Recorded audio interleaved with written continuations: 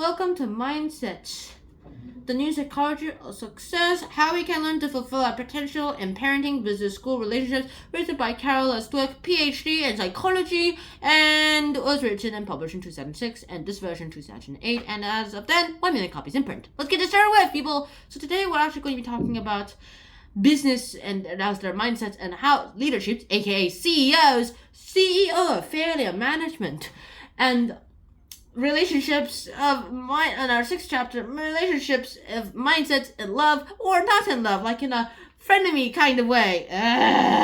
Okay, this is gonna be a complicated one. Let's start with business, literally the longest part of this book. First off, we are going to talk about how companies are terrible. We have a lot of companies who just went ahead and started being like a bunch of $H0 exclamation mark plus. But the thing is, they're like that because they're only terrible at CEOs. The CEOs are all people who just want to go ahead and have a nice success rate. If this was successful, then we'll keep that because it will always be successful. Of course, there's a bunch of problems. Let me go ahead with the car industry. Now, back then, Henry Ford's Model T was awesome. It was the newest thing in the world, and literally everyone still uses the woman must be on the right side of the car. So now in Europe, they literally go on the left side of the car as the original ones. Anyways, the Americans are going to have a revolution like that, and drivers are conventionally now on the left side of the car. Thank you, Henry Ford. Except nowadays, that model is outdated. Sure, it costs like $1 billion to have one of the original Model T cars.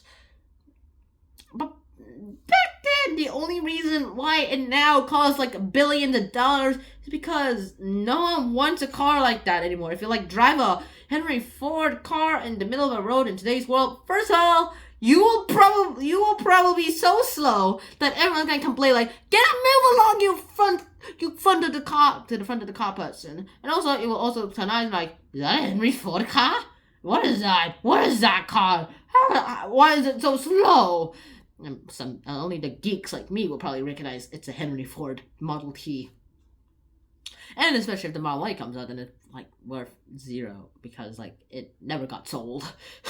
It almost never got sold. If that happens and everything works out fine. So the Model T goes ahead and it works out like this, and other things start coming ahead and doing things too. The Model T got outdated, so other American cars start coming in and start dominating the industry. What do you think? Audi, BMW, Porsche, and Bentley came in, and of course they also got other brands in the other worlds like Hyundai and Tesla. Technically, Tesla's still American, and those kinds of things. You get all that. Honda. Of course, Honda became the dominant market. In fact, that's probably the reason why cars look like that now. Look like what cars look like nowadays. Because of Honda. Honda went ahead and created a bunch of cars, and then the American economy basically couldn't keep up because all the car leaders, car CEOs in America were like, why are people not liking that model? It's the same one that they bought 10 years ago. It's the hottest car in the market. Now it's not. But keep making it because it's safe. That's basically how all these American markets came in with the cars, and that's why Japanese Hyundai came in and we make new cars, we revolutionize the ways of the car, and of course they all went ahead, and the Japanese went ahead in literally everything, like phones, cars, and cameras, and even shoes. What do you say, Nike? Nike got their first shoes, Japan. And then later, of course, they decided, we're not going to change anything. Of course, they literally have to import 90% of their natural resources and food, so yeah. No wonder they stopped innovating. Anyways, they stopped innovating. They stopped innovating the Nokia. The Nokia used to be the hottest phone in the world, but nowadays an iPhone is way better than a Nokia. In fact, it's probably way faster. Also, you can go ahead and scroll on in the internet. Well, the Nokia can't do that, at least not as fast. And also, the Nokias, I'm pretty sure they don't even have Google on them, or at least have Google that's as fast as an iPhone, or even a Samsung phone too. Samsung has 100 times zoom. iPhone has 15 times zoom. Which one is better? iPhone. Why? Because I've used iPhone too much, and iPhone and Samsung products don't connect to each other. Those kinds of reasons actually go into help, and it just stinted the economy. Of course, that's the problem of having a fixed mindset, you idiot. It all works out well enough, and then the mindset part is gone, but How did we get ahead? Elon Musk, let me take Elon Musk as an example, has a growth mindset. And here you get his works because he basically used that growth mindset to imagine things like, I'm going to go and colonize Mars. I'm going to do it in the next 10 years. Also, he's probably not going to do it in the next 10 years. I'm going to make a computer and a human together and make Neuralink. And he made Neuralink. I'm going to make a new electric car. Tesla! I'm going to make a robot and AI. The Tesla bot. I'm going to go to space and conquer Mars, as I already said. SpaceX. I'm going to make Starlink and SpaceX. How do you think he created over 5 companies? SpaceX, Tesla, Starlink, Neuralink, and it also used to be Hyperloop, but that's a little stinted now. And of course, with all that happening in this world, we actually get a lot of things to go ahead in this world too. The mindset itself grew, and that's how we actually made colonizing Mars possible in the 21st century. Somehow, and actually it's not happened in the 22nd century. But nowadays, it just all stopped. Sure, the Artemis program happens, but it's stopped, and the satellite doesn't really work anymore. That's pretty much it. That's how mindset is a really big influence. If the CEO has a fixed mindset, then you're basically doomed. If you have someone like a growth mindset, like the guy at Alcoca, which made it safer than a tech place. Like, you have a higher chance of getting hurt at Apple than you have a higher chance of getting hurt in Apple than Alcoca, which uses molten aluminum, people. That goes ahead. And yeah, if you're someone like the CEO of Alcoca who made all those safety changes, then you're good. But if you're someone like an old car brand, like the former CEO of Ford, then you're basically just going to be doomed. I'm also surprised that the Ford company car still exists. Wow, it's probably the oldest car company nowadays. That's pretty much it. Now that business part is out of the way, let's go ahead and start talking about relationships. Relationships, the worst thing that could literally happen to you. It's like the piece of the violin, like the violin piece of Winter.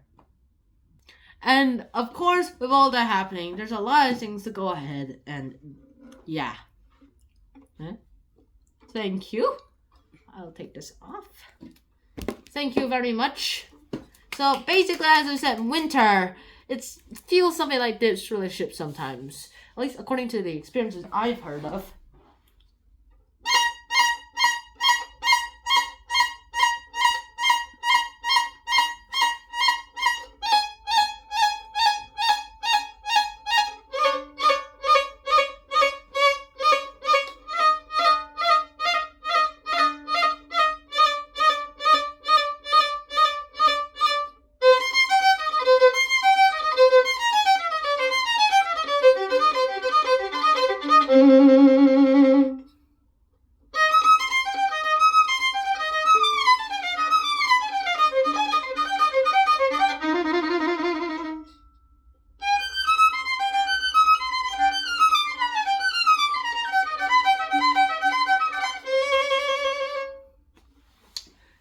What I mean. Now, you probably noticed I had a few errors in them. First of all, I'm still rusty. Second of all, those errors actually mean something. I can bounce back whatever I want, like da da da da da da da da. I can change it to da da da da da da da da da, like that. You can always change things, no matter what people say. And that's actually the brilliant thing about mindset.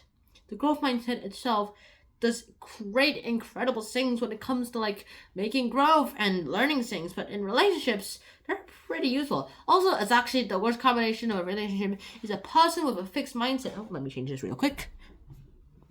A person with a fixed mindset and a person with the growth mindset.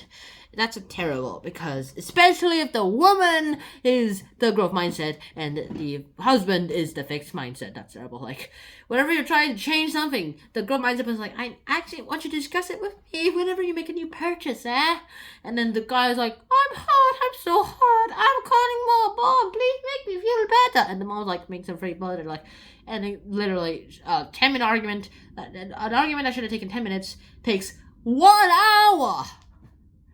That's like a 600% difference. Wow.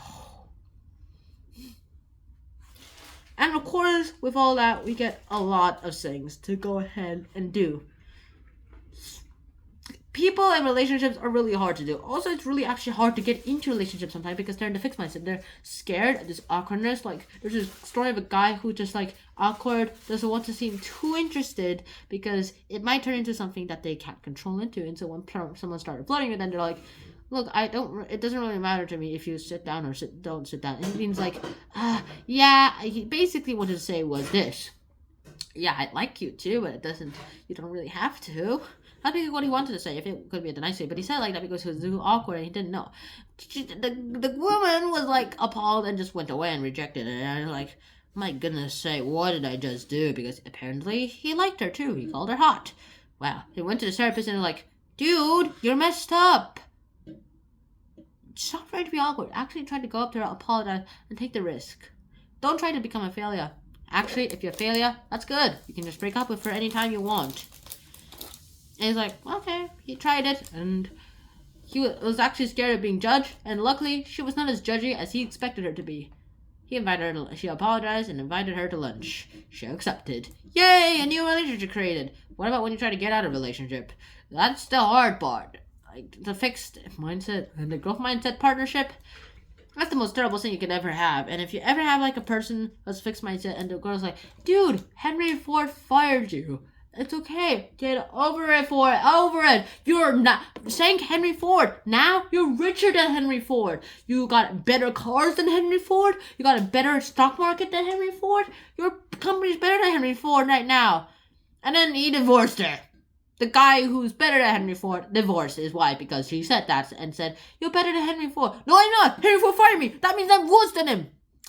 Sounds like a toddler too. That actually sounds so immature and also sounds like a toddler. You need a yardstick, but some people actually go ahead and say, make profit. I don't care about your wages. I need profit. Because their idea of a yardstick of like measuring their success is how much money they have. In fact, they just spent $2 million on their summer house instead of increasing wages of customers, of workers, which actually made him angry, and he lost a lot of money because of the strikes. Yeah, I'm running out of time. So actually, here's where I'm going to end it. So I'm going to make 2 more videos after this, each probably 5 to 6 minutes. And that's about it. That's it. So hopefully, I hope you guys enjoyed this episode. I hope to see you guys in the next episode. And so until then, Schnan out. Peace. Bye-bye. Wear a helmet. I am the CEO of Fairland Management at Beijing Corn. Bye-bye.